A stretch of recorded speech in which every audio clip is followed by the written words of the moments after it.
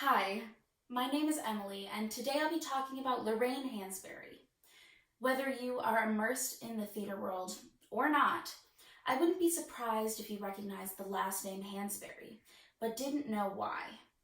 Does the play A Raisin in the Sun ring a bell? Like I said, today I'm going to be talking about the life of A Raisin in the Sun's playwright, Lorraine Hansberry, specifically highlighting her secret, private life regarding her true sexuality. You see, A Raisin in the Sun is a wildly well-known play. Most of us have read it in high school, but no one really knows much about Lorraine Hansberry herself, even though she's one of the most impactful, revolutionary writers in American theater history. Before I begin, I want to acknowledge that I'm a white woman living in 2021, so I can't personally speak towards the experience of being a Black woman in segregated mid-20th century America.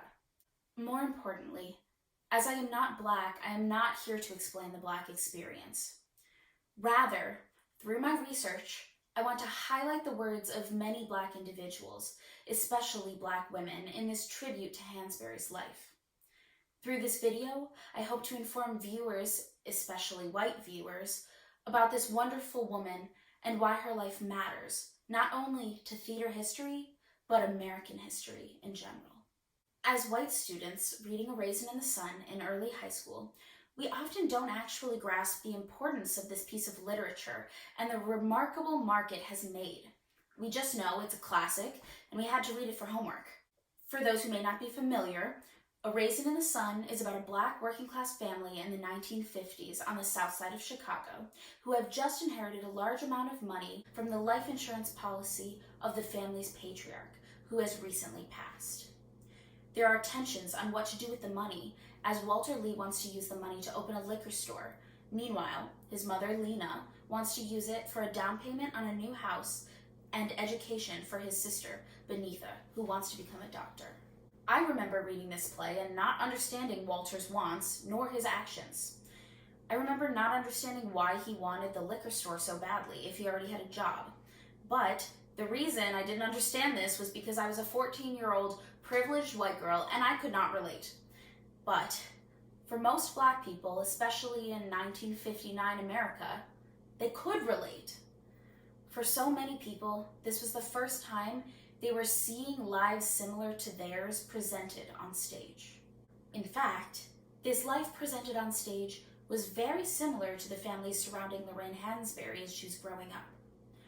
Lorraine was born on May 19, 1930, in a time when segregation regulated everything in terms of housing in Chicago. As rules prohibiting Black families from living in the nicer homes in nicer white neighborhoods were written into property deeds, there was significantly more mixing in socioeconomic classes within the South Side. After all, overt racism was experienced by all Black people, regardless of class. Lorraine's father, Carl Augustus Hansberry, owned a large portion of what was the common housing experience for Black Chicago residents at the time: kitchenettes, which were small, close-together units that didn't fit the families that lived in them. Lorraine also grew up in one of her father's kitchenettes, so she spent a lot of time around her neighbors, who were of a lower class than her. In her book, Looking for Lorraine, Imani Perry discusses how, when she got older, Lorraine was very dedicated to Marxism and was an activist for the poorest, most oppressed people. But this allowed her to develop more radical politics that her middle-class parents didn't have. That being said, her father did put great efforts towards the fight for equality, including serving as the secretary for his local chapter of the NAACP and founding and donating money towards activism-based foundations and organizations. He specifically made big waves in 1937 when he bought a house nearby in a white neighborhood. He was backed by prominent South Side legal and political figures, and this house was right on the border between the Black and white areas, meaning he found the perfect loophole. Whites in the neighborhood were outraged, and the family received constant harassment upon leaving the house. When a court ruling tried to force Hansberry and his family to leave their new home, he and his legal team appealed the decision until it reached the Supreme Court as Hansberry versus Lee, which he later won. But even though this ruling granted 500 properties to be open to Black residents, housing agreements still maintained their racist covenants. Circling back to A Raisin in the Sun, these are the exact decisions that Lorraine's characters are grappling with. The play illuminates patriarchal politics and the contradictions of Black family life, while also echoing Lorraine and the strength of her family. As white children reading the story in school, what we often do not understand is that both Mama and Walter are genuinely doing what they think is best for the family, but their wants reveal the differences within their frames of mind due to rigid gender roles enforced in the 1950s Black America. Men were expected to go out and work and provide for the family, while women had to stay home, and if they absolutely needed to work, their work would be usually domestic in nature, in the household of another woman. Mama wants to use the money primarily for her daughter's education and a down payment on a new house, which, similar to Lorraine's childhood, is in a white neighborhood. Walter, on the other hand, feels entitled to the money as the man of the house, and he thinks he should open his own business and the family can move later. While Walter's priorities for his workplace finally seem within reach, his American dream blinds him from his mother's urges for a better domestic life. While plenty of Americans could relate to the concept of the American dream, not everyone could understand the unique kind of urgency that comes from generations of slavery, segregation, and racism. In fact, prior to and after A Raisin in the Sun opened, the FBI investigated the play and playwright for communist undertones. According to scholar Kevin J. Mumford, quote, their investigation uncovered no such content, speculating that it would have never been accepted on Broadway if there were any communist content. Leticia Ridley from the Daughters of Lorraine podcast comments, quote, I think it just shows the skill and talent of Hansberry to just embed these deep politics within A Raisin that may not be recognizable to everyone. But what else is so special about A Raisin in the Sun if people can just perceive it to be about the American dream like we were taught in school? A Raisin in the Sun was the first play written by a Black woman to ever be produced on Broadway. But before we dive into 1959, when the play opened on Broadway, it's important to consider Lorraine's early adult life upon moving to New York. Lorraine moved to Harlem in her early 20s following the death of her father and the completion of her schooling. Moving to Harlem brought her closer to Black radical leftists who were not only fighting for racial equality, but also socioeconomic freedom. This environment and these radical thinkers informed the ideals that she would spend the rest of her life as an activist for. She soon began working for the Black newspaper Freedom and became even more active not only in the civil rights movement, but also the fight against colonialism and imperialism. Lorraine then met Jewish songwriter, publisher, and political activist Robert Nemiroff, who she married in 1953 at 23 years old. In the 1950s, interracial marriage was an extremely political act, so of course, that's exactly what she did. At the same time, Lorraine began reading The Second Sex and all other early feminist writings she could get her hands on. Coincidentally, not long after her marriage, her private life and her public life seemed to diverge into two radically different entities. You see, Lorraine was a closeted lesbian, but no one other than those close to her would know this until 50 years after her death. Lorraine and her husband Robert were extremely close when they separated in 1957, although they wouldn't divorce until 1962. Though they had maritally separated, they remained very close, both professionally and personally. Lorraine writes, quote, Bob and I have been getting divorced for years now. Meanwhile, we remain the closest of friends either of us have. It was around this point, in 1957, that she sent a few anonymous letters to the lesbian magazine The Ladder, produced by the Daughters of Bilitis. This was one of the only lesbian publications at the time, which meant it was as close to being a public space for lesbians as they could get for something that they kept private. Each of these letters were signed with her initials, either LHN or LN. In one of her letters to The Ladder, Lorraine wrote, quote, I wanted to leap into the questions raised on heterosexually married lesbians. I am one of those. How could we ever begin to guess the numbers of women who are not prepared to risk a life alien to what they have been taught all their lives to believe was their natural destiny? Lorraine here clearly claims a lesbian identity for herself, but she also addresses how heteropatriarchal societal powers do not prepare women on how to cope with the realization of this identity. In her personal writings, she writes, quote, "I'm afraid that homosexuality, whatever its origins, is far more real than that, far more profound in the demands it makes." These letters were sent just after Lorraine finished her first draft of A Raisin in the Sun. Everyone involved in the production knew that how A Raisin in the Sun's Broadway premiere was received would set a precedent for the future of American theater. This was an entirely new type of work, and the authentic portrayal of the Black American experience would either be received very well or very badly. And if perceived badly, everyone knew that there likely wouldn't be a play like this in the Broadway world again for a very long time. Lorraine happily attended A Raisin in the Sun's opening night performance on March 11th, 1959, sitting next to Robert Nemiroff, even though they had been separated for 2 years at this point. The show was met with a standing ovation, and Hansberry herself was even brought onto the stage because the audience wouldn't leave without seeing the author. Lorraine had effectively opened the gate for the Black American experience to be portrayed authentically on stage. From then onwards, Lorraine was constantly in the public eye for the play's revolutionary and extraordinary nature, but her second Broadway play, which opened in 1964, was not as well received. Playwright Lynn Nottage describes how many people expected Lorraine's second play to be a sequel to A Raisin in the Sun. She says, quote, "I think that many people were expecting her to stay in her lane. I think she's juggling these things, race, sexual orientation, class politics, and I think that the critics simply did not know how to talk about her work in that context." In reality, The Sign in Sidney Brustein's Window is about a group of diverse artists and activists living in Greenwich Village. The play tackles different themes than her first play, including the struggle for women's equality and the contradiction of politicians who make leftist promises, but once they get elected, don't make any progressive change.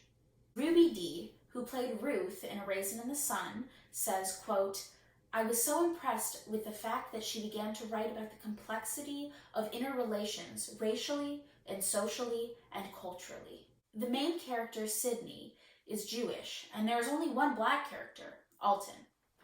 Many Black theater makers, historians, and critics criticized the play for not being about the Black experience and lacking concision and cohesion. Because of this response, theater makers were forced to examine what defines a Black play, what could be called a Black play, and what should be expected, or not, from a Black playwright." From a truly broader perspective, Lorraine's second play showed her commitment to equality and feminism that is inclusive, not just about surface-level topics. Leticia Ridley says, quote, "She was a radical before her time, and a lot of people don't know that side of her. Her leftist politics she was deeply committed to. At the same time, she wasn't someone who was necessarily perfect in her politics or how she lived her life. I think that's the richness of Black women's lives that we often don't get." Once again, we must not forget that Lorraine was a lesbian, but no one knew it. She was a lesbian playwright who didn't write about lesbianism. Lorraine was writing in the late 50s and early 60s. She had been focused on civil rights equality her whole life, which was only now truly starting to become a movement. The push for gay liberation hadn't even really begun. But just because she didn't write gay plotlines doesn't mean she didn't hint at homosexuality. Lorraine believed that society was so afraid of gay people because they were a challenge to society's rigid gender norms. In A Raisin in the Sun, Beneatha muses about her future, and when she says the phrase, "If I get married, both Mama and Ruth are taken aback."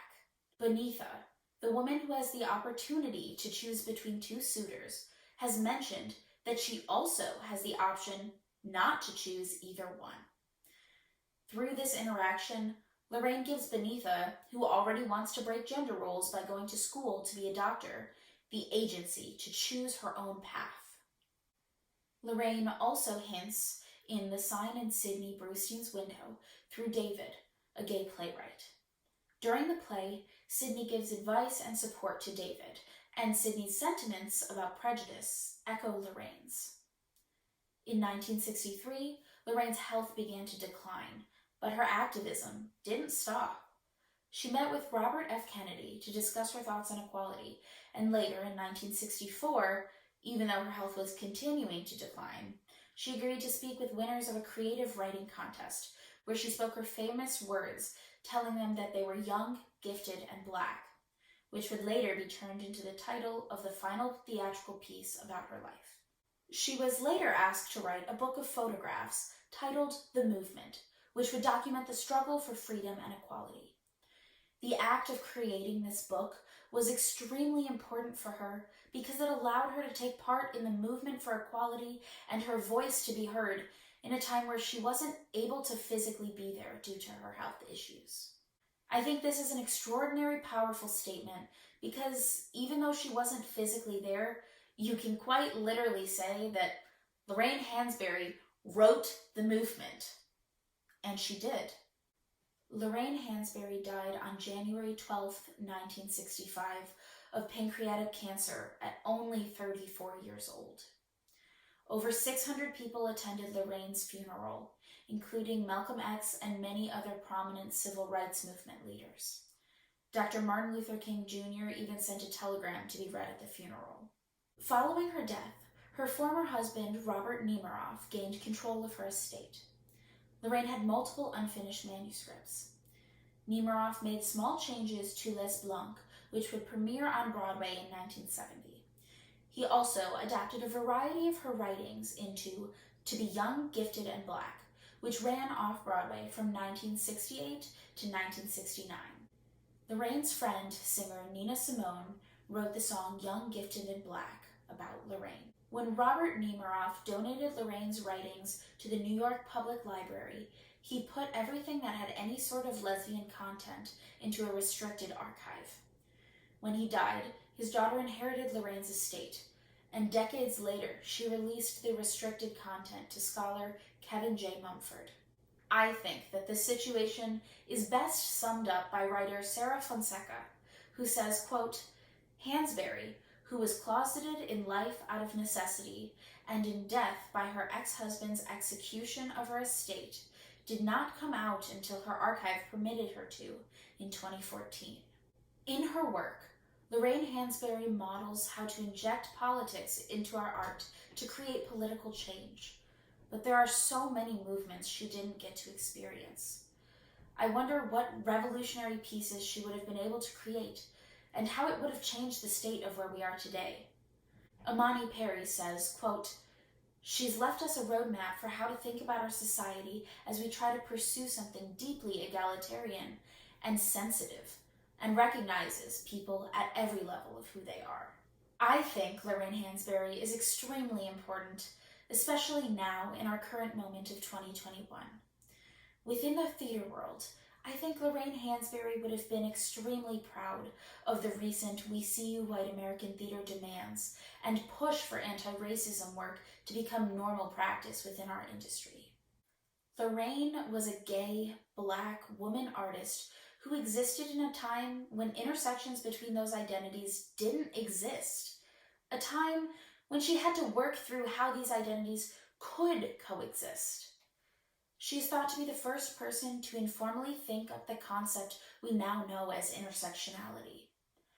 Many people criticize her for her lack of social advocacy for the gay rights movement, but what these people fail to see is that the gay community was extremely underground. It is often said that gay liberation used the blueprints of the civil rights movement, and, if this is true, Lorraine Hansberry did contribute to the gay liberation movement by laying the foundation for what the movement was built upon. Thank you so much for watching this video. I hope you learned something new. If you're interested in learning more about Lorraine Hansberry, I would highly suggest reading the book Looking for Lorraine by Imani Perry. and watching the film Lorraine Hansberry, Sighted Eyes, Feeling Heart, both of which I referenced in this video. I'd also highly recommend the recently published book Radical Vision, a biography of Lorraine Hansberry by Soika Colbert. I will also link all of my sources in the description below. Thank you for watching.